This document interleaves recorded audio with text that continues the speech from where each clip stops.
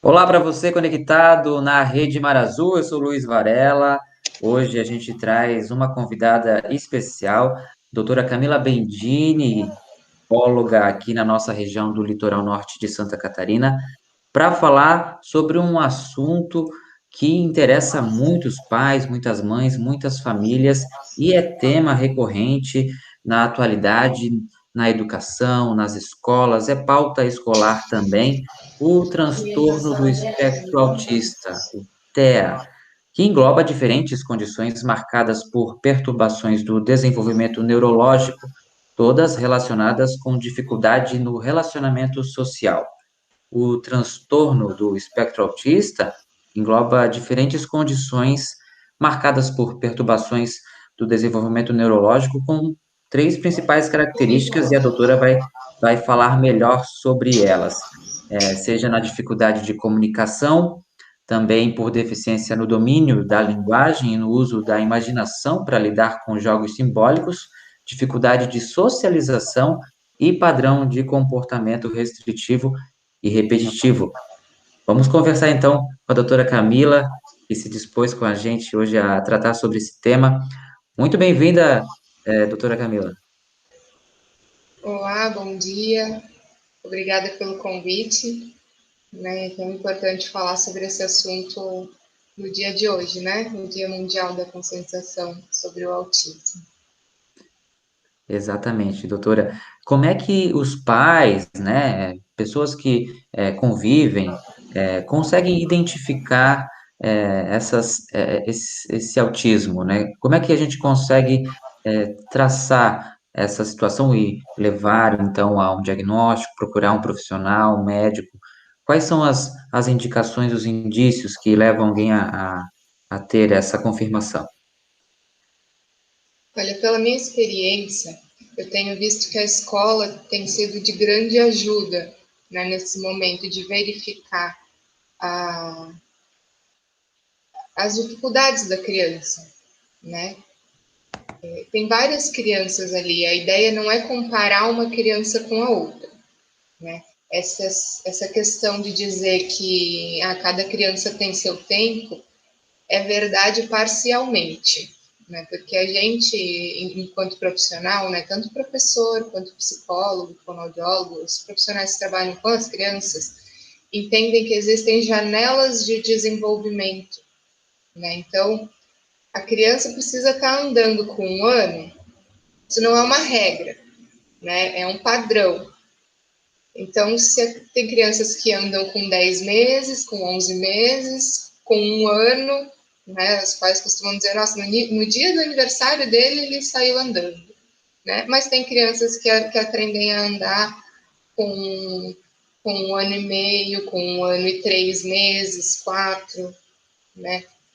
Isso precisa ser estudado dentro de um contexto, né? 1 ano e 3 não é tão ruim, não é tão diferente. 1 ano e meio para mais, poxa, é uma diferença grande ali do padrão, do que as crianças costumam caminhar como um todo, né? Então, será que existe alguma coisa? A fala é um grande indicador do autismo. O atraso na fala é um pouco preocupante, porque a janela de desenvolvimento da fala é um pouco menor e é mais cedo. Né? Fonoaudiólogo é um especialista mais capacitado, né, para falar sobre isso, né, mas eu trabalho muito com equipe multiprofissional, com outros profissionais, né, com fonoaudiólogos, e a orientação que a gente escuta é até os 5 anos a criança precisa estar com uma fala bem desenvolvida, assim, né? E depois disso, o trabalho com a criança é um pouco mais complicado. Então, se está com 1 ano ou 2 e não está falando nada, né, nem aqueles sons, né, que a gente chama de discurso ininteligível, que a criança parece que desenvolve uma fala própria, uma linguagem própria, não é o português, não é o inglês, é algo que só ele e a mãe entende, mãe sempre entende, né? É algo que chama atenção, né? E às vezes a gente fica a família acha muito bonitinho, muito legal, mas não é funcional. E aí chama a atenção de quem? Da escola. Né? Da escola geralmente chama os pais, fala, ó, eu observei na criança tal, que a questão da fala está um pouquinho atrasada, ele anda na ponta dos pés, ele não olha nos olhos, ele tem dificuldade de brincar com os amiguinhos, né, de seguir regras. Então, eu gostaria que a família buscasse o auxílio de um profissional. Normalmente, eles encaminham ou para o psicólogo ou para um neurologista. Né? Os professores, eles têm um papel muito importante nesse diagnóstico precoce. Né? Eles precisam ter muito cuidado para no falar com a família, porque a família pode atender super bem essa solicitação, né? Falar, não, realmente, né? Você viu, você conhece meu filho, né? Eu também observo essas coisas em casa, então eu vou buscar ajuda. Ou não, né? Dependendo da abordagem que o professor usa, dependendo da resistência que os pais têm nesse primeiro momento de aceitar que não é aquele filho perfeito, idealizado, né? É uma criança que tem as suas dificuldades. Né? Então, não é isso. Aí é você que não está conseguindo lidar com ele. Em casa ele não faz essas coisas, em casa ele não é assim. E aí acaba demorando mais para buscar o diagnóstico. Né? Mas a grande sacada assim, do diagnóstico do autismo é que as crianças dentro do espectro elas precisam ter grandes alterações em 3 áreas. Né? Tem que ter alteração na comunicação, né, que entra essa parte da fala, funcional ou não, né, pode ser uma comunicação não verbal, de apontar, pegar na mão e levar até o que quer, né, que é uma forma de comunicação. Tem que ter alteração de comportamento, né, no sentido de agitado ou as estereotipias, né, esse movimento com as mãos, várias outras alterações de comportamento e de interação social, né? Que entra o olhar nos olhos, o não conseguir fazer amiguinhos com muita facilidade, não aceitar a iniciativa de outras crianças de chegar para brincar, né? Não consegue responder dessa forma. Isso tudo pode ser confundido, porque ele é tímido, ou porque ele é muito ansioso, muito agitado. Então, os pais buscam outros nomes, né? Porque quando a gente junta tudo no mesmo pacote, o autista ele precisa necessariamente ter alteração nas 3 áreas, né? Se tem alteração numa área só, o diagnóstico, o nome do negócio muda para uma outra coisa. Né? É um diagnóstico clínico ainda, né? Não tem nenhum exame que diga que é autista ou não. Né? Os exames que os médicos pedem, né, exames de imagem de sangue, é para excluir outras possibilidades. Né? Alterações neurológicas, tem alguns exames genéticos que se fazem para ver se não é uma outra síndrome, né, que apresenta características diferentes, semelhantes, aliás, podem se confundir. Então, exclui o que não é nada dessas possibilidades que podem se confundir, e ele apresenta essa alteração nesses 3 grandes campos ali, então é autismo. É autismo. Então, precisa do aval do neuropediatra e de uma equipe multiprofissional. Esse é o diagnóstico ideal mesmo, né? Um psicólogo, um audiólogo e terapeuta ocupacional. Correto, doutora. E como é que é a vida, então, né, dessa pessoa diagnosticada, né, na infância já? A pessoa consegue desenvolver, trilhar uma carreira, consegue se adequar, ela vai conseguindo, né, com tratamentos ou, enfim, estímulos que façam ela se integrar melhor, né, se integrar na sociedade, conseguir melhorar a interação com o próximo. Existem esses tipos, né, de treinamento, não sei como é que é o nome que se dá, né? Sim. A criança, o ideal é o diagnóstico precoce. Né? Quanto antes for diagnosticada, antes o tratamento começa. né? Então, hoje, o mais conhecido tratamento para autista é a técnica ABA, né? A análise do comportamento aplicada, onde a gente vai treinar, ensinar crianças habilidades que ela não tem, né? Então, precisa ser de forma intensiva, né? A família, a escola, todo mundo tem que estar envolvido e trabalhando no mesmo caminho, né? A gente normalmente monta um plano individual terapêutico, que a família segue, a escola segue e os terapeutas também.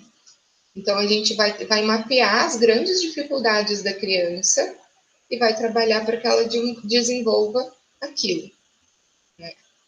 Antes eu falei sobre as janelas, né, de tempo de cada desenvolvimento. Então, primeira questão é a comunicação. Né? Se a criança não consegue se comunicar, né, no sentido de se fazer entender ou compreender o que está sendo solicitado para ela, a gente não vai conseguir fazer trabalho nenhum, né? Porque todo o trabalho é através da imitação, né, faz igual, né? Eu faço um movimento, ela vai lá e faz igual. E se ela não entende o que eu digo, como que a terapia vai se dar? Então, a gente primeiro trabalha a base, que é esse comportamento de imitação, ao mesmo tempo que a fonoaudióloga pega firme na questão da fala, né? Ou quando é uma criança não verbal, que não vai desenvolver, né? Que é o caso de alguns autismos mais severos, que não vai desenvolver a fala, a gente trabalha a comunicação alternativa, que é através das PECs, são imagenzinhas, né, que a criança anda com ela e vai mostrando, ó, eu tô com fome, eu quero isso. Então, ela aprende a se comunicar através das imagens. Então, a gente trabalha primeiro os comportamentos bases, né, ao mesmo tempo que vai trabalhando a comunicação e o comportamento imitativo, a gente trabalha o contato visual, sempre, né? Para auxiliar as interações sociais. Se existe um comportamento agressivo, normalmente, nesse primeiro momento, o comportamento agressivo está vinculado à dificuldade de comunicação. Poxa, eu estou tentando, eu estou te falando do meu jeito, mas eu estou te falando, né? Que eu quero a bolacha, que eu quero assistir tal desenho, mas ele não é entendido. Isso gera uma angústia. Né? A gente consegue pensar, se colocar no lugar dessa criança, né? Quando você tenta, se esforça para falar alguma coisa, a pessoa não entende, não te dá o que tu queres. E aí ele responde essa frustração com comportamento agressivo. Né? Então, quando a gente estuda todo o contexto, a gente vê o quanto os sinais, os sintomas que essa criança está apresentando está interligado. Então, trabalhando uma coisa, a gente está trabalhando várias outras, né, ao mesmo tempo. E a tendência daí é que a criança chega para mim no grau 3, por exemplo, né? E conforme a gente vai trabalhando e desenvolvendo habilidades, ela pode diminuir para um grau 2, por exemplo, né? À medida que ele não apresenta mais comportamento agressivo, porque ele já aprendeu a se comunicar de uma forma eficaz, né? Se fazer entender e também entender, compreender as pessoas. Essa criança pode aprender as regras sociais, né? E aí na escola ela não precisa mais sair correndo ou bater nos amigos, ela consegue respeitar os períodos de tempo. Então é o grau 2. Né? Mas isso eu falo com muito tempo de terapia, não é fácil, né? Trabalhar essas habilidades. Aí a gente continua estimulando essa criança, né? Daqui a pouco ela se encontra no grau 1. Né? Os níveis, né, de autismo, eles são baseados na autonomia que a criança consegue ter. Né? O quanto de ajuda ela precisa para realizar as atividades básicas da vida. Né? No grau 1, ela precisa de pouquíssimo ou nada. Né? Ela consegue se virar, ir no banheiro, claro que dentro de cada estágio do desenvolvimento. Eu não vou exigir que uma criança com menos de 2 anos ou até 2 anos vá no banheiro sozinha, porque ainda está no processo de desfraude.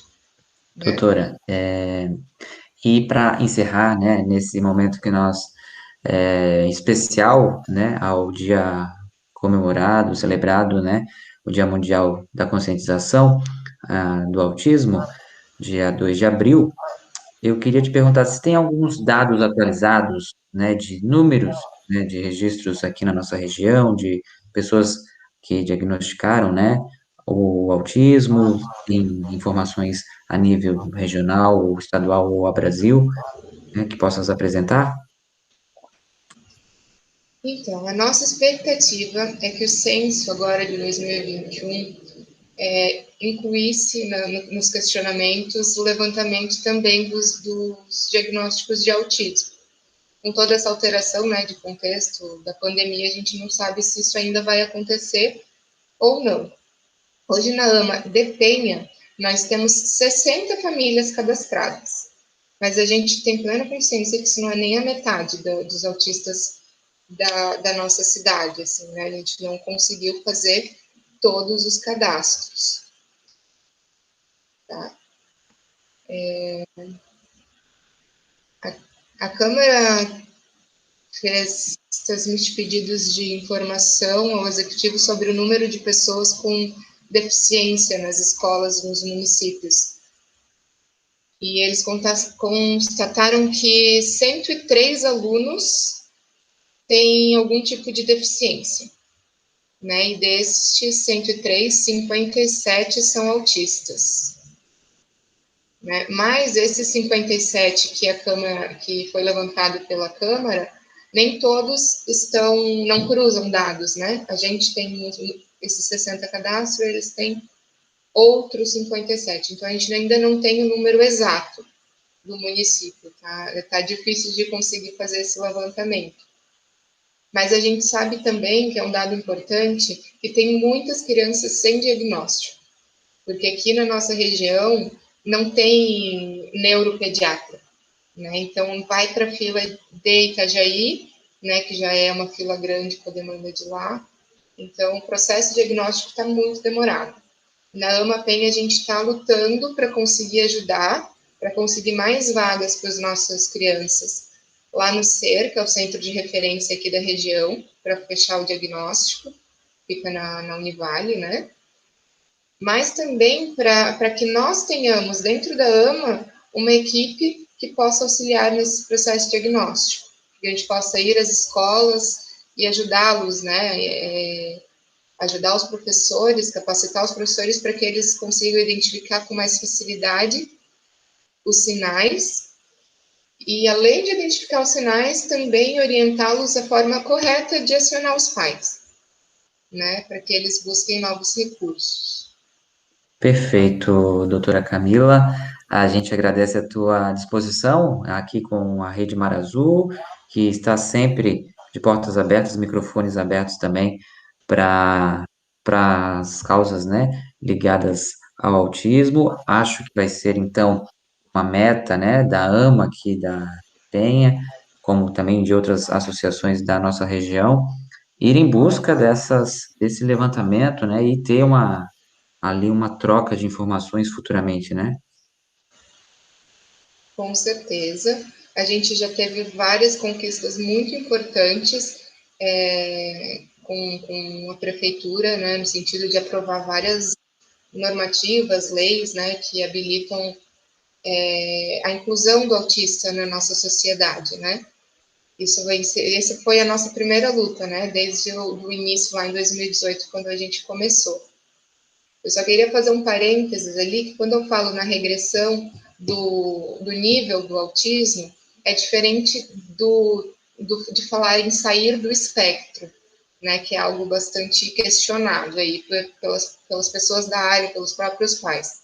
Uma criança autista, ela sempre vai ser autista, né? Não é um diagnóstico que tem cura, né? Apesar de não ser uma doença, né? E sim um transtorno, não tem cura, mas a gente pode dar uma melhor qualidade de vida para essa criança, para esse adolescente, para esse adulto.